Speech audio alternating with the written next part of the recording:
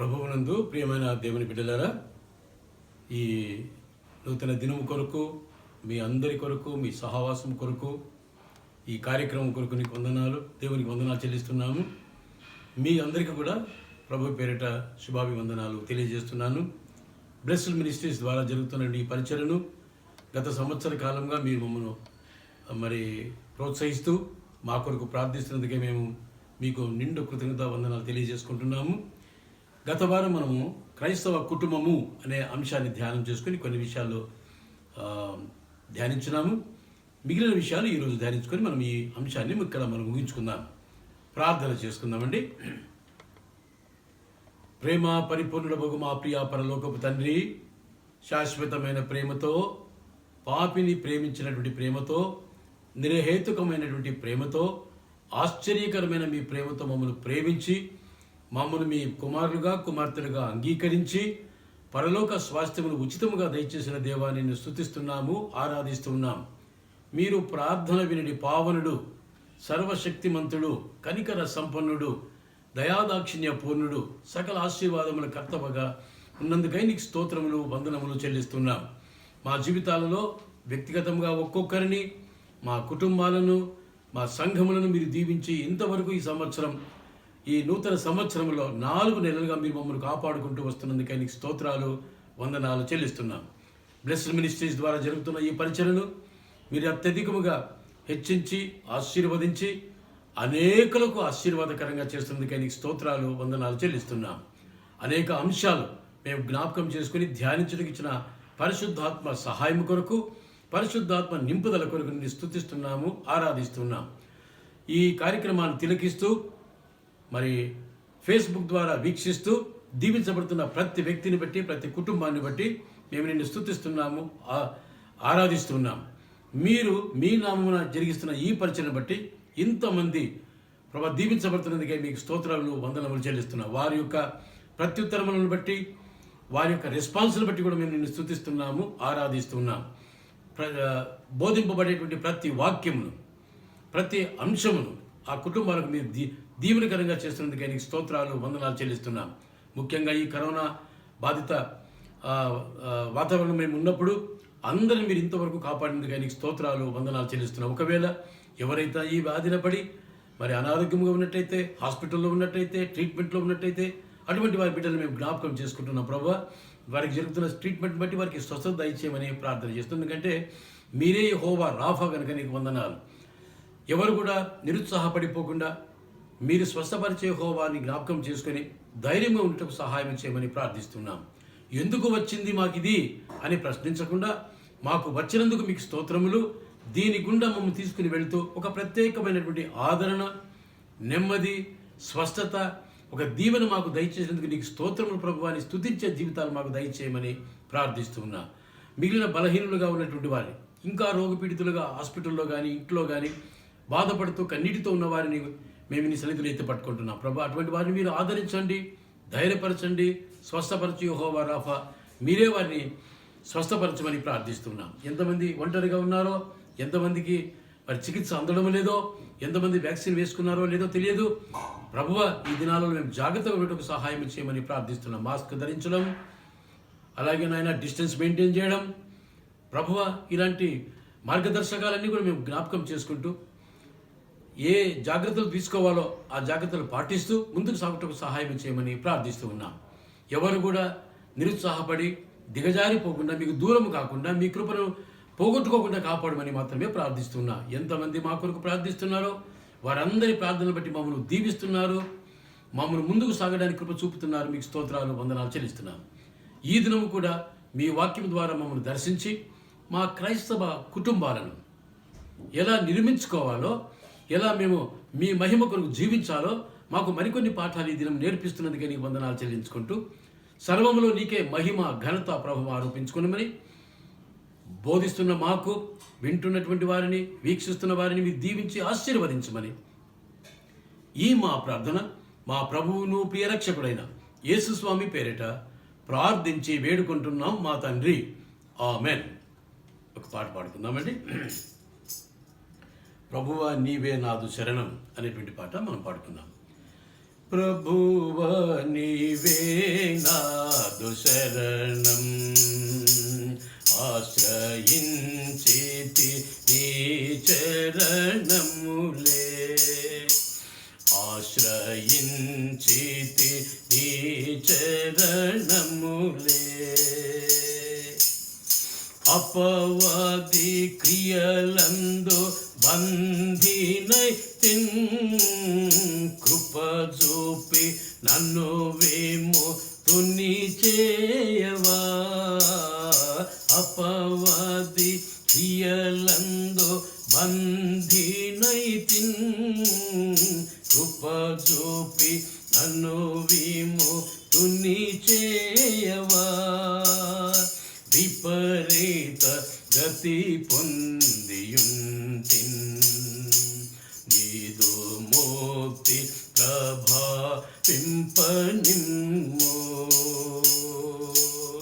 విపరీత గతి పొందియుంటిన్, నీదు ముక్తి ప్రభావింపనిమ్ము. ప్రభువా నీవే నాదు శరణం, ఆశ్రయించితి నీ చరణములే. మరణ ఛాయలు నాపై కమ్ముకొనెను, కరుణించి నీ దివ్య కాంతి నిమ్ము. మరణ ఛాయలు నాపై కమ్ముకొనెను, కరుణించి నీ దివ్య కాంతి నిమ్ము.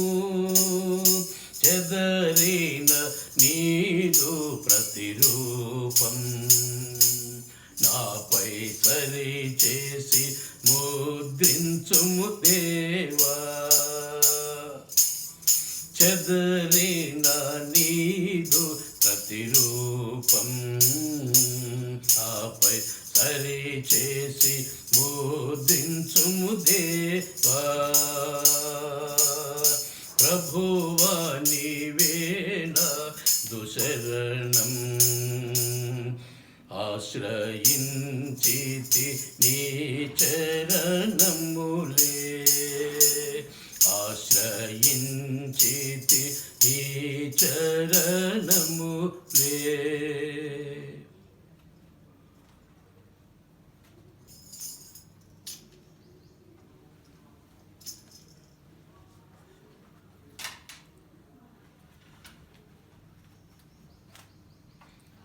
ప్రభునందు ప్రియమైన దేవుని బిడ్డలారా, క్రైస్తవ కుటుంబము అనేటువంటి ధ్యానాంశము మీ ముందు నేను గతించిన వారము ముందు పెట్టాను. ఒక 4-5 విషయాలు మీకు నేను జ్ఞాపకం చేసినాను. ఇల్లు అంటే ఏమిటి, గృహము అంటే ఏమిటి, కుటుంబము అనే మాటలు 3 మాటలు నేను మీకు నిర్వచన రూపంగా తెలియజేసినాను. ఇల్లు అంటే ఒక కుటుంబం నివసించేటువంటి ప్రదేశం, 4 గోడల మధ్యలో ఉండేటువంటి. అలాగే గృహము కుటుంబ జీవితం, కుటుంబం, తల్లి, తండ్రి, పిల్లలు, వీరు దీనిని ఇంగ్లీష్లో హోమ్ అన్నారు. ఇల్లునేమో హౌస్ అన్నారు, తర్వాత గృహంనేమో హోమ్ అన్నారు. తర్వాత 3వది కుటుంబము, ఫ్యామిలీ, ఆత్మీయ వ్యక్తుల యొక్క సముదాయం. భార్య, భర్త, పిల్లలు, బిడ్డ, అల్లుడు, కుమారుడు, కోడలు, పిల్లలు, వీరందరి యొక్క సమూహం, ఆత్మీయ వ్యక్తుల యొక్క సముదాయమును కుటుంబము అన్నారు. ఈ మాటను మీకు జ్ఞాపకం చేసినాను. వివాహము అనేటువంటి మాట చాలా ప్రశస్తమైనది, ఇది దేవుని చేత స్థాపించబడిందని నేను మీకు జ్ఞాపకం చేశాను. బైబిల్ గ్రంథం ప్రకారంగా అన్ని విషయములలో వివాహము ఘనమైనది అని కూడా మీకు చెప్పినాను. తర్వాత ఈ వివాహము వెనుకల దేవుడు ఒక ప్రత్యేకమైన నిర్దిష్టమైన ఉద్దేశము కలిగి ఉన్నాడు. God has a definite purpose behind this family అనేటువంటి మాట కూడా. ఎందుకు? ఆయన చిత్తమును నెరవేర్చుకుంటకు ఆయన ఒక కుటుంబాన్ని లేక వివాహాన్ని ఏర్పాటు చేశాడు. కుటుంబం యొక్క లక్షణాలు కూడా మీ జ్ఞాపకం చేస్తున్నాను. వ్యక్తులు ఎదిగే ప్రదేశాన్ని ఒక కుటుంబం అన్నారు. నూతనత్వమునకు ఒక నిలయము, అనుదినము జీవితాలలో, మనస్సులలో, ఆలోచన విధానముల్లో, బ్రతికే విధానములో నూతనత్వం కనబడాలని దేవుడు ఆశిస్తున్నాడు. తర్వాత ఒక భద్రత, క్షేమము ఆ ఇంటికి, ఆ కుటుంబానికి దేవుడు దయచేసేవాడు. ఈ గృహము పరలోకానికి సాదృశ్యం అని కూడా నేను మీకు జ్ఞాపకం చేసి చెప్పినాను. అలాగే భార్యాభర్తల మధ్య ఉన్నటువంటి సంబంధాల గురించి కూడా 2-3 మాటలు నేను మీకు జ్ఞాపకం చేసినాను. పురుషుడు తన తండ్రిని, తల్లిని విడిచిపెట్టి ఆదికాండం 2:24 ప్రకారంగా తన భార్యను హత్తుకోవాలి, వారు ఏక శరీరులై ఉంటారు, దీనిని కుటుంబం అంటారని, 3 పేటల తాడు త్వరగా తెగిపోదు కదా అని ప్రసంగి గ్రంథకర్త 4:12 రాయబడిన మాట జ్ఞాపకం చేసినాను. భార్యాభర్తలు ఇద్దరు కలిసి అన్యోన్యముగా దేవుని వైపుకు నడుస్తుంటే వారి మధ్య దూరము తగ్గుతూ ఉంటుంది. వారు ఏక శరీరముగా దగ్గరకు సమీపస్తులుగా అవ్వడానికి అవకాశం ఉంటుంది, ఒకటవుతారు అని చెప్పినాను. వ్యక్తిగత ఉద్రేకాలు, భావ వ్యక్తీకరణ లేక కలహాలను నియంత్రించుకోవడం, తగ్గించుకోవడము, సంతోషంగా బ్రతకడము, జీవించడం నేర్చుకుంటారని చెప్పి ఒక్కొక్కసారి భార్యాభర్తల మధ్య భేదాభిప్రాయాలు వస్తుంటాయి. వచ్చినా కూడా నేను ఒకవేళ ఇలాంటివి రావచ్చు, నేను సరైన వ్యక్తిని వివాహం చేసుకోలేదేమో అన్న భయము, భీతి లేక అనవసరమైన సందేహాలు వస్తుంటాయి. ఆమెలో అన్ని లోపాలే ఉన్నాయి కదా అని భర్త అనుకోవచ్చు, ఆయనలో అన్ని కూడా లోపాలే ఉన్నాయి కదా, ఈయన నాకు సాటైన సహాయం కాదు అని భార్య అనుకోవచ్చు, భర్త కూడా అనుకోవచ్చు. మేము తప్ప అందరూ బాగానే ఉన్నారు కదా, మాకే ఎందుకు ఇలా జరిగింది అనేటువంటి అనుమానాలు, ప్రశ్నార్థకాలు కూడా వస్తాయని చెప్పి అక్కడికి నేను ఆపినాను. తర్వాత ఈ మిగిలిన విషయాలు ఈరోజు జ్ఞాపకం చేసుకుని ఈ అంశాన్ని ఇక్కడ మనము ముగించుకుందాం. అభిప్రాయ భేదాలు వచ్చినప్పుడు ఇరువురి మధ్యలో, భార్యాభర్తల మధ్య లేక తల్లిదండ్రుల మధ్యలో దూరమును ఎక్కువ చేసుకునే దానికంటే దాన్ని తగ్గించుకొని ఇద్దరు ఏకమై ఒక వ్యక్తిగా జీవించడానికి ప్రయత్నం చేయాలి దేవుని సహాయంతో అని నేను మొట్టమొదటిగా మీకు జ్ఞాపకం చేస్తాను. నీ భాగస్వామిని గురించి మొట్టమొదట తెలుసుకొని, సంపూర్ణంగా తెలుసుకొని, అర్థం చేసుకొని సర్దుకుపోవడం అనేటువంటి మాట, ఇది చాలా ఫ్యామిలీకి అన్వయిపోదగినటువంటి మాట. సర్దుకొని పోవడం అనేటువంటిది అన్ని కుటుంబాల్లో ఉంటుంది. పేదలు కానీ, ధనికులు కానీ, క్రైస్తవులు కానీ, క్రైస్తవేతలు కానీ, విద్యావంతులు కానీ, విద్యావిహీనులు కానీ, పల్లెటూరు వారు కూడా ఏమంటే కొన్ని చోట్ల మనం అడ్జస్ట్ చేసుకోవాలండి, సర్దుకొని పోవాలండి అనేటువంటి మాట భర్త నుండి వస్తుంటుంది, భార్య నుండి వస్తుంది, ఒక్కొక్కసారి పిల్లలు కూడా మనకు జ్ఞాపకం చేస్తుంటారు. కనుక సర్దుకొని పోవడం అనేటువంటిది మంచి భార్యాభర్తల యొక్క లక్షణము. తర్వాత దీనిని బట్టి రానయ్యున్నటువంటి సమస్యలు, ఉన్నటువంటి సమస్యలు కూడా మనము దూరముగా చేసుకోవడానికి అవకాశం ఉంటుంది. వాటినే మాటికి జ్ఞాపకం చేసుకుని మనసాయసం పెట్టుకుని బాధపడేదానికంటే ఒకరినొకరు అర్థం చేసుకుని సర్దుకుని పోవడం ద్వారా ఏమవుతుందంటే సమస్యలు దూరం అయిపోతాయి. ఏ సమస్యలు ఈ సమస్యకు లేక ఏ కష్టాలు, ఏ మనస్పర్ధలు దీనికి కారణమో వాటిని తెలుసుకొని వాటిని సర్దుకొని పోవడము లేక క్షమించుకొని ముందుకు సాగడం అనేటువంటిది అవసరం అని చెప్పినాను. ఈ భాగస్వామ్యంలో కొన్ని మంచి లక్షణాలు ఇద్దరు కూడా కలిగి ఉండాలి. నేనెందుకు తగ్గిపోవాలి, నేనెందుకు తగ్గించుకుని పోవాలి అనేటువంటి ద్వేషభావము లేకపోతే విమర్శనాత్మకమైన మనసు మనకు ఉండకూడదు. దేవుని దృష్టిలో ఇద్దరు ఒకటే.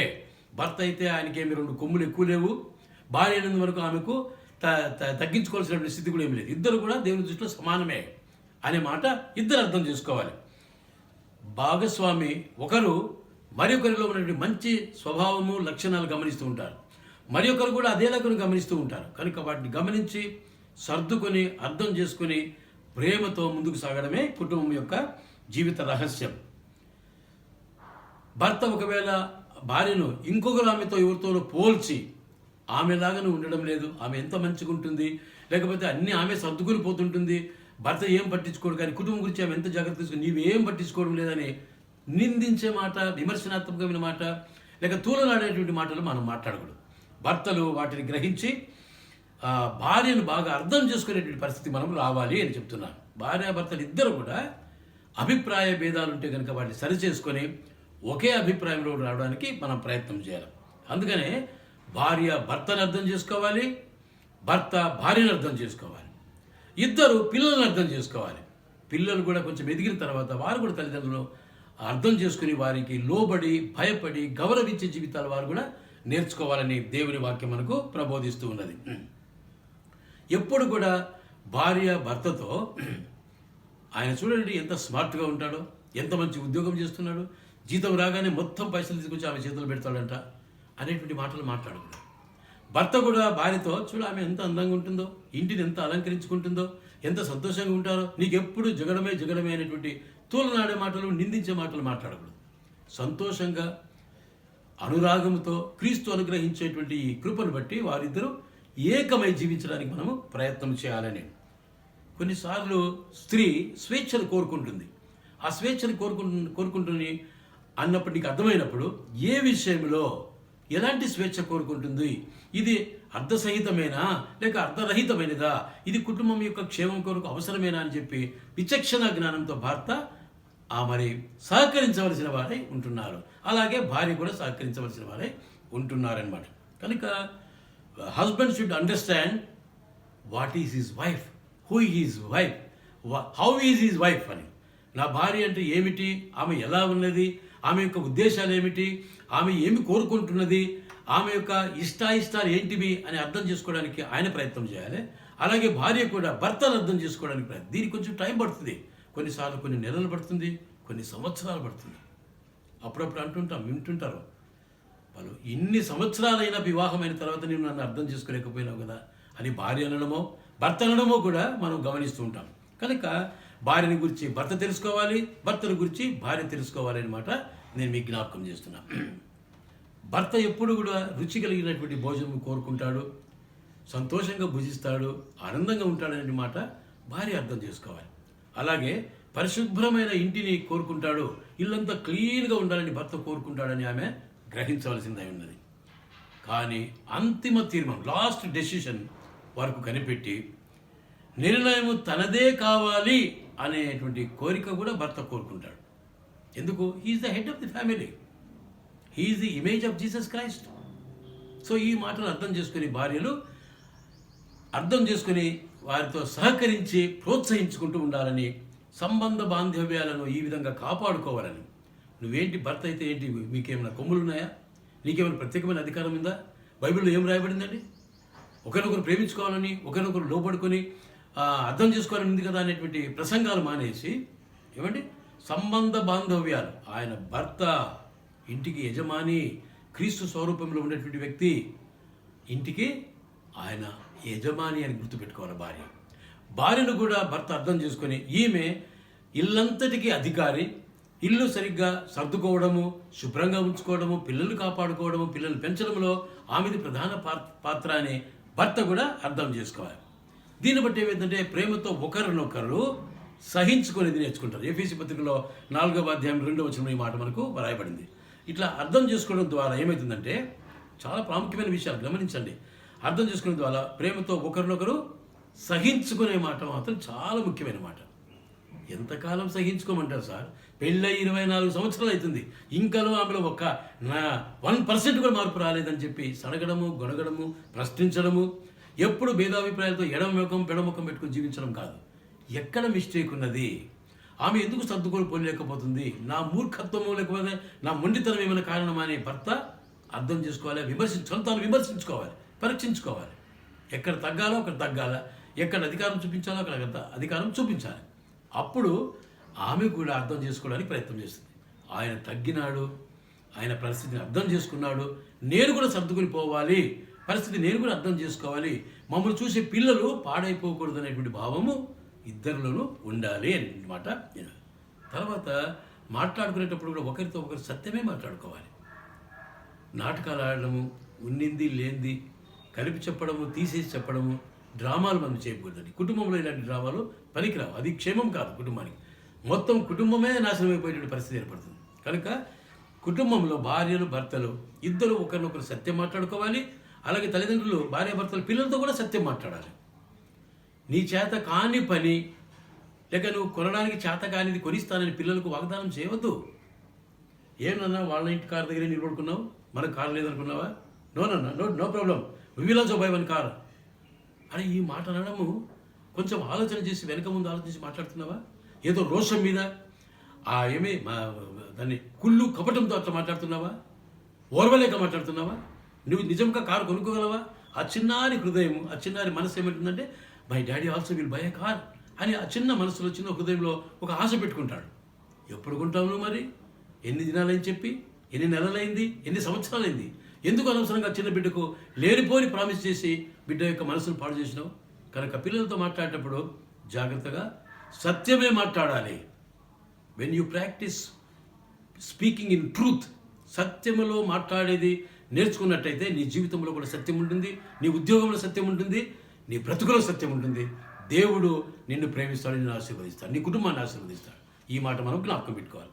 ఒకరి ఎడల ఒకరు ప్రేమ, జాలి, కనికరం కలిగి ఉండాలి. ఎంత శ్రేష్టమైన మాటలండి.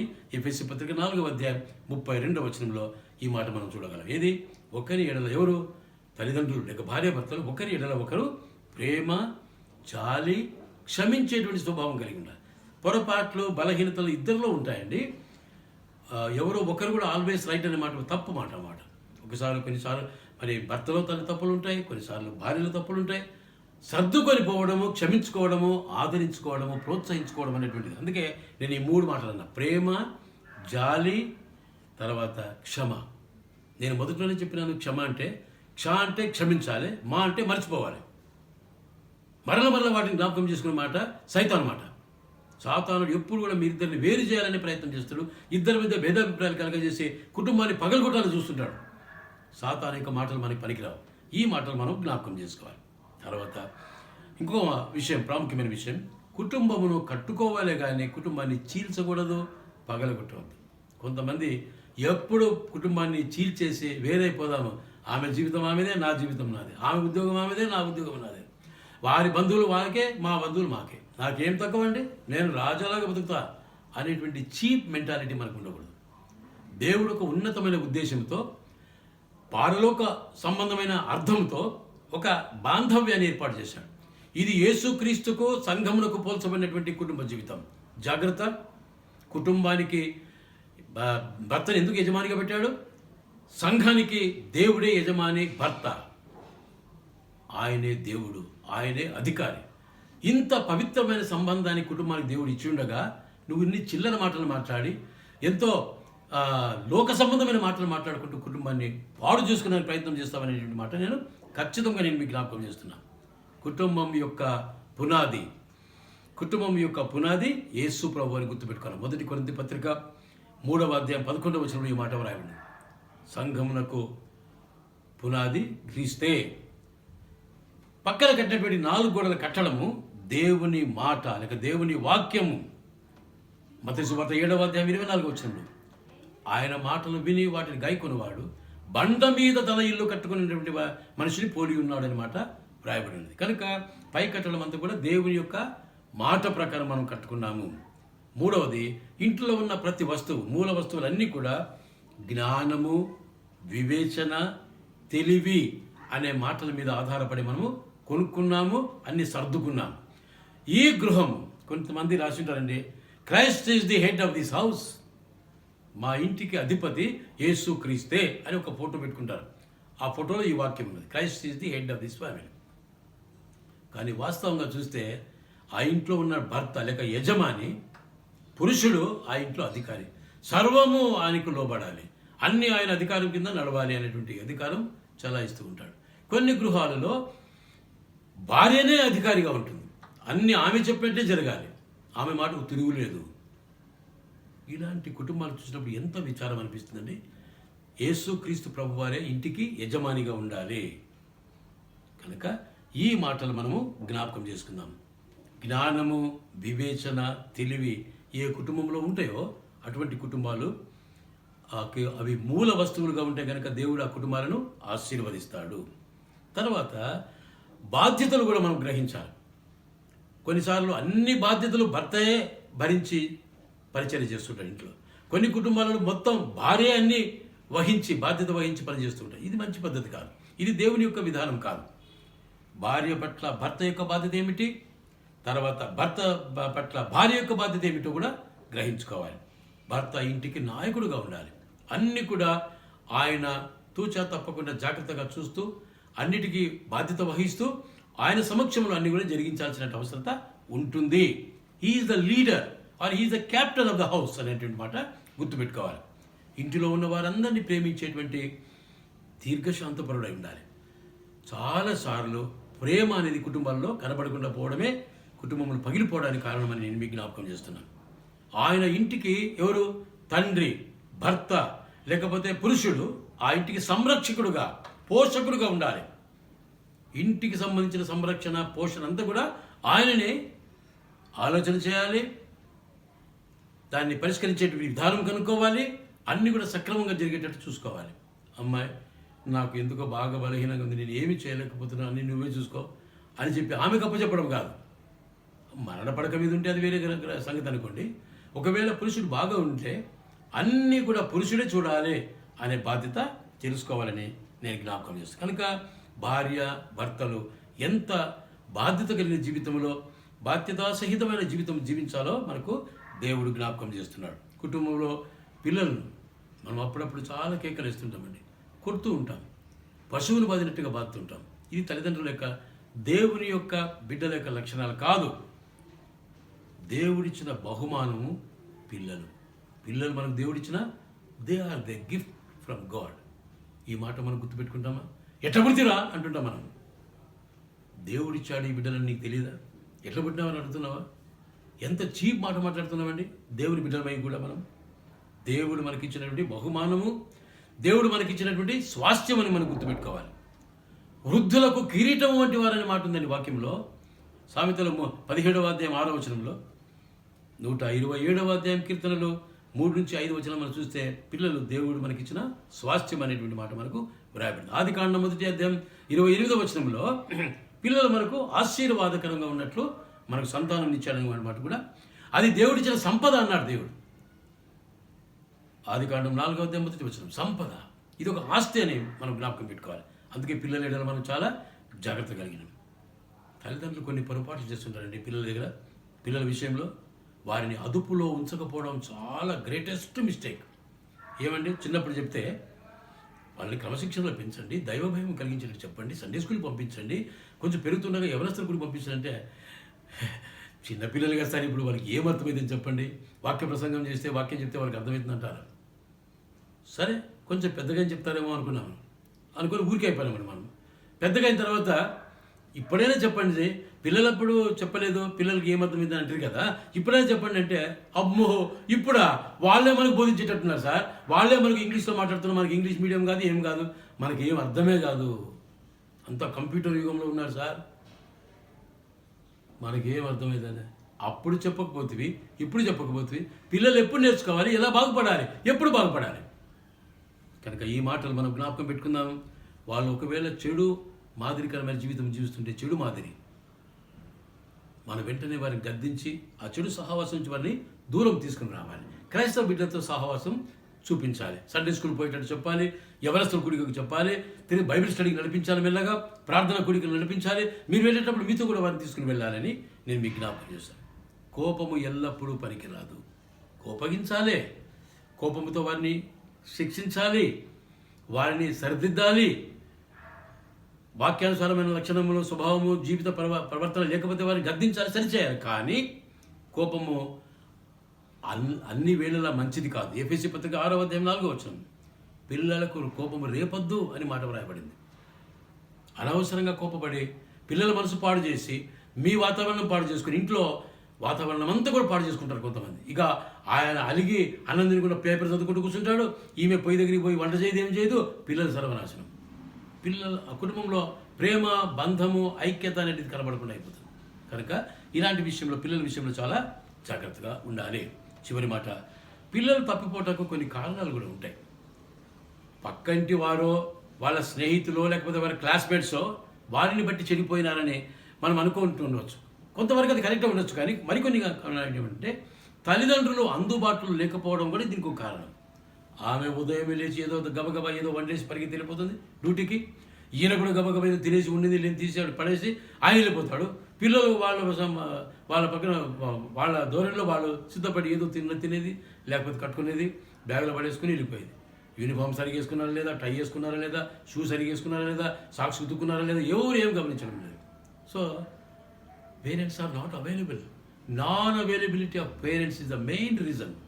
తల్లిదండ్రులు అందుబాటులో లేకపోవడమే చాలా కుటుంబాల్లో పిల్లలు తప్పు మార్గంలో పడిపోతున్నారని జ్ఞాపకం చేస్తున్నాం. దేవుని వాక్యము ఉన్నది ఉన్నట్టుగా బాల్యతనం నుండి వారికి ఇంట్లో కుటుంబ ప్రార్థనలు చెప్పకపోవడం మరి ఒక కారణం. దేవుని గ్రంథంలో బాగుపడినటువంటి వారు, ఆశీర్వదించబడిన కుటుంబాల గురించి ఎప్పుడైనా చెప్పినావా? పిల్లల యొక్క బాధ్యత ఏంటి, తల్లిదండ్రుల యొక్క బాధ్యత ఏంటి, ఎవరు ఏం కర్తవ్యములు చేయాలని చెప్పి మాట్లాడుకున్నారు ఎప్పుడైనా? ఇవి చెప్పకపోవడం అంటే కొన్ని కుటుంబాలు నష్టపడిపోతున్నాయని చెప్పి నేను మీకు తెలియజేస్తున్నాను. ఎంతసేపు సంపాదన మీదనే వాళ్ళ దృష్టి ఉంటుంది, కానీ పిల్లల మీద, వాళ్ళ ప్రవర్తన మీద, వారి భవిష్యత్తు మీద మన దృష్టి కనబడడం లేదు. నా కొడుకు పెద్దోళ్ళకి డాక్టర్ కావాలనుకుంటున్నా, నా బిడ్డ పెద్దగా అయితే డాక్టర్ కావాలి, లేక ఇంజనీర్ కావాలని కోరుకుంటున్నాం. కానీ ఆ విధంగా మనం వారిని పెంచగలుగుతున్నామా? వారి కొరకు ప్రార్థన చేస్తున్నామా? వారికి తగిన సమయం ముందు తగిన వయసులో వారికి సలహాలు ఇస్తున్నామా? చెడ్డ పిల్లల యొక్క దుష్ట సాంగత్యము మంచి నడవని చెడిపేస్తుందని చెప్పి జ్ఞాపకం చేసుకుని వాళ్ళని దుష్ట స్నేహితులతో సాంగత్యం చేయకుండా మనం కాపాడగలుగుతున్నామా? వారి కొరకు ఎంతసేపు ప్రార్థన చేస్తున్నాము? తప్పు చేసినప్పుడు వెంటనే ఖండిస్తున్నామా? సరిదిద్దుతున్నామా? సామర్థ్యానికి మించిన ఒత్తిడి ఈ దినాల్లో పిల్లల చదువుల విషయంలో మనం చూస్తున్నాం. సామర్థ్యానికి, వయసులకు మించినటువంటి ఒత్తిడి, ప్రెషర్. దీనివల్ల పిల్లల యొక్క ఆలోచన విధానం తగ్గిపోతున్నది. వారు ఆలోచన చేయలేకపోతున్నారు, బాధపడుతున్నారన్నమాట. జ్ఞాపకం చేసుకుని ఇష్టం లేని పనులను బలవంతంగా చేయించడం అది ఒక పొరపాటు. మారుతున్న సమాజంలో వీళ్ళు మారుతున్నటువంటి విషయాలు గమనించకపోవడం ఒక విషయం. ఇవన్నీ కూడా మనం గమనించి పిల్లలకు ఎప్పటికప్పుడు, అన్నిటికన్నా ప్రాముఖ్యంగా కుటుంబ ప్రార్థన.